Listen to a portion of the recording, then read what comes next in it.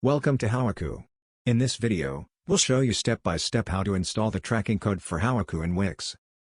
First, you need to have a Howuku account and a Wix account. Then, navigate to the Howuku dashboard to get the unique tracking code that you'll need to install on your Wix site. Next, log into your Wix account. Once you're logged in, go to the dashboard and click on the Settings tab. Then, search for Advanced and click on Custom Code. In the Custom Code section, click on the Add Custom Code button. Choose Custom as the tool type and name it Howuku. In the Code Snippet field, paste the tracking code you obtained from the Howuku dashboard.